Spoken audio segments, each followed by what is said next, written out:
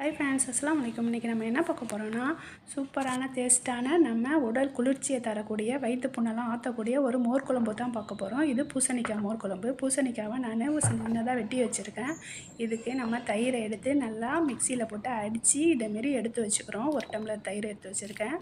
இப்போ ஒரு பச்சை மிளகா, ஒரு சிறிய துண்டு இஞ்சி எல்லாத்தையும் மிக்சியில் போட்டு அரைச்சிக்க போகிறோம். துவரம்பருப்பு 10 நிமிஷம் ஊற வச்சு வச்சுருக்கேன்.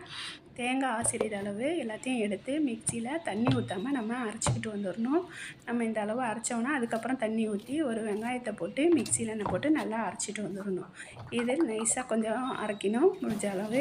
இல்லை கொஞ்சம் லைட்டாக குறன்னு இருந்தால் பரவாயில்ல. இப்போ வானலியில் நம்ம தண்ணி ஊற்றி பூசணிக்காவை மஞ்சத்தூள் போட்டு ஜீரகத்தூள் மஞ்சத்தூளும் ஒரு ஸ்பூன் போட்டு நம்ம வேக வச்சுக்கிறோம். உப்பு போட்டுக்கணும். உப்பு போட்டு நல்லா மூடி ஒரு 5 நிமிஷம் வேக வச்சுக்கணும். சீக்கிரமே வெந்துடும். இது ரொம்ப நேரம் வேக வேணாம்.